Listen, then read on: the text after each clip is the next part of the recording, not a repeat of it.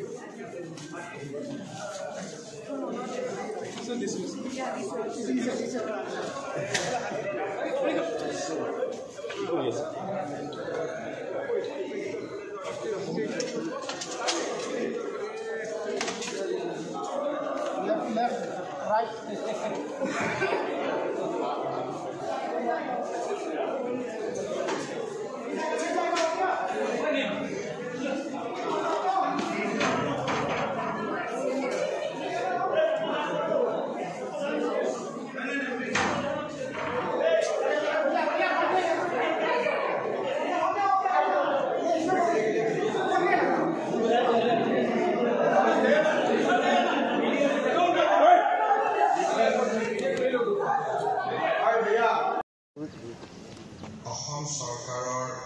স্বাস্থ্য মন্ত্ৰী কেশৱ মহন্ত ডাঙৰীয়া, আমাৰ সন্মানীয় মন্ত্ৰী পৰিমল শুক্লবৈদ্য ডাঙৰীয়া, আমাৰ মাজত উপস্থিত শিলচৰ লোকসভা সমষ্টিৰ সাংসদ ডক্টৰ ৰাজদীপ ৰয় ডাঙৰীয়া, বিধায়ক দীপায়ন চক্ৰৱৰ্তী ডাঙৰীয়া, সাংসদ পল্লৱ লোচন দাস ডাঙৰীয়া আৰু আমাৰ মাজত উপস্থিত শিলচৰ মেডিকেল কলেজৰ অধ্যক্ষ ডাঙৰীয়াকে আদি কৰি বিশিষ্ট ব্যক্তিসকল, senior medical oncologist of Silchar cancer care unit doctor T Kandan, Silchar medical কলেজৰ অধ্যাপক অধ্যাপিকাসকল আৰু ছাত্ৰ ছাত্ৰী বন্ধু বান্ধৱীসকল আৰু সুধীবৃন্দ, আজি আমাৰ কাৰণে এটা অতি গৌৰৱৰ দিন। ৰাজ্য চৰকাৰ আৰু টাটা ট্ৰাষ্ট এই দুইটা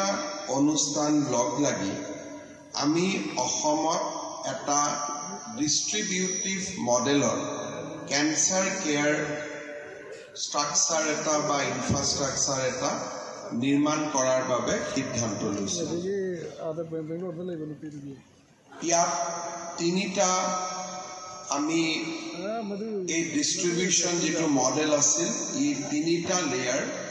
যে ক্যাটেগৰি 3 ক্যাটেগৰি 2 আৰু ক্যাটেগৰি 1 আমাৰ জিলা হস্পিটাল বিলাকত আমি ক্যাটেগৰি 3 আমি ক্যান্সাৰ কেয়াৰ হস্পিটাল নিৰ্মাণ কৰিছিলো মেডিকেল কলেজত ক্যাটেগৰি 2 আৰু ফাইনালি গুৱাহাটীত আমি এপেক্স ক্যান্সাৰ কেয়াৰ হস্পিটাল এখন নিৰ্মাণ কৰাৰ বাবে সিদ্ধান্ত লৈছিলো আৰু এই গোটেই ব্যৱস্থাটো আমি দেখা পাওঁ যে 17খন ক্যান্সাৰ হস্পিটাল নিৰ্মাণ হ'ব বা হোৱাৰ পৰ্যায়ত আছে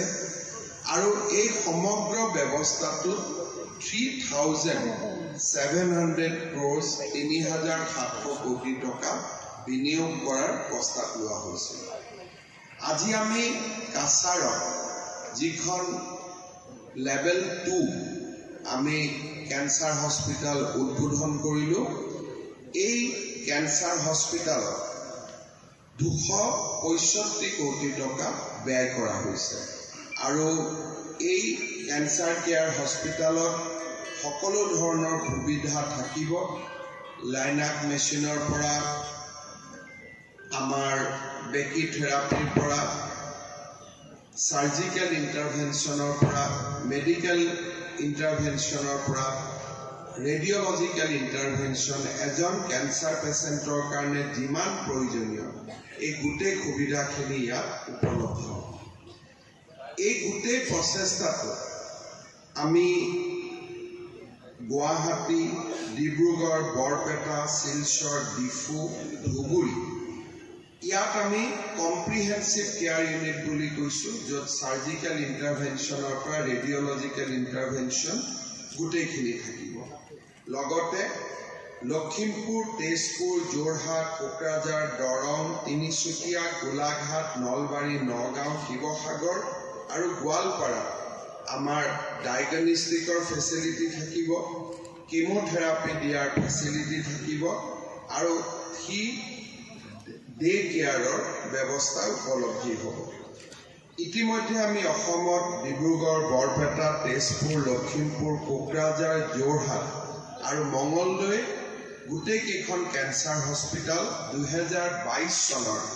28 এপ্ৰিলত আমি মুকলি কৰিছো আজি আমি শিলচৰত এই হস্পিটালখন মুকলি কৰিলো আৰু অহাকালি আমি গুৱাহাটীত যেটো এপেক্স ক্যান্সাৰ কেয়াৰ সেন্টাৰ তাকো আমি মুকলি কৰিম এই গোটেই প্ৰকল্পটো মই আগতে কৈছো যে 3,700 crores ৰাজ্য চৰকাৰ আৰু টাটা ট্ৰাষ্টে ইনভেস্ট কৰিছে স্টেট গভৰ্নমেন্ট কন্ট্ৰিবিউশন ইজ 2,460 crore অৰ্থাৎ ৰাজ্য চৰকাৰে এই গোটেই প্ৰকল্পটো 2,460 কোটি টকা খৰচ কৰিছে টাটা ট্ৰাষ্টে